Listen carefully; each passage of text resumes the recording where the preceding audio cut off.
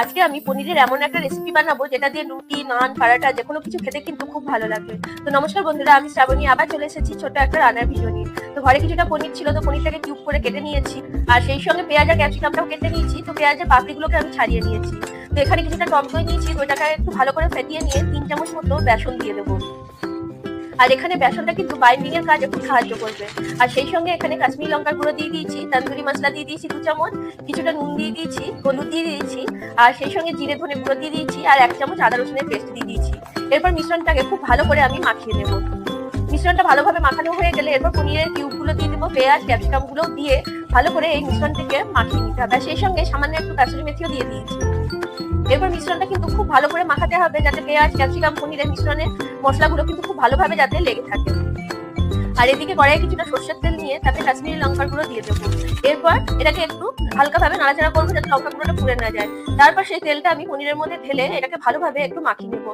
আর এই কাশ্মীরি লঙ্কার গুঁড়োটা তেলের মধ্যে দিয়ে পনিরে মাখিয়ে নিলে রংটা কিন্তু খুব ভালো আসবে।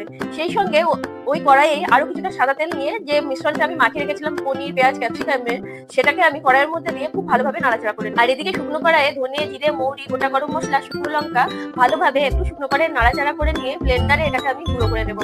আর এই গোটা মশলাগুলো একটু ঠান্ডা করার পরে ব্লেন্ডারে কিছু, আর পাশের গ্যাসে একটা কড়াইয়ে কিছুটা সাদা তেল নিয়ে দুটো মিডিয়াম সাইজের পেঁয়াজ আর লঙ্কা কুচি দিয়ে পেঁয়াজ আর লঙ্কা কুচিটাকে একটু ভালো করে ভেজে নেবো। আর পনিরটাতে কিছুটা ক্যাট মশলা দিয়েছি, আর গ্যাস কমিয়ে কিন্তু পনিরটাকে আমি ভাজতে থাকবো।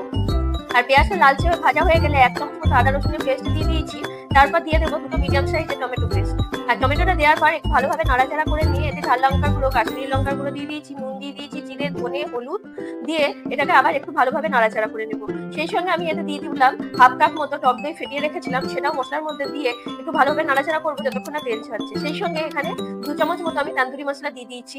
এরপর মশলাটাকে কষাতে হবে। আর এদিকে পনিরটা কিন্তু খুব সুন্দর ভাজা হয়ে গেছে। আর যে কোনো রান্না কিন্তু মশলা কষানোর উপরই নির্ভর করে। আর দেখুন মশলাটা দিয়ে খুব সুন্দর কিন্তু তেল ছেড়ে এসেছে।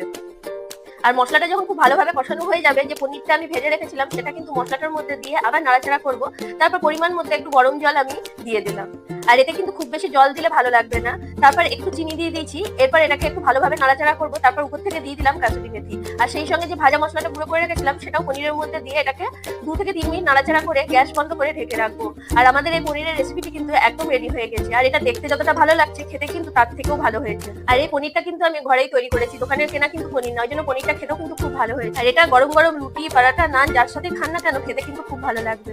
তো গরম গরম রুটি রাতে করে নিয়েছিলাম, সেই সঙ্গে তন্দুরি পানির মশলা দিয়ে খেতে কিন্তু দুর্দান্ত লাগে। আপনিও একবার বাড়িতে ট্রাই করে দেখতে পারেন। আর আজকে এখানে খেতে খেতে চলে যাচ্ছি, আবার দেখা হবে নেক্সট কোনো ভিডিওতে। আর পাশে থাকার জন্য থ্যাংক ইউ।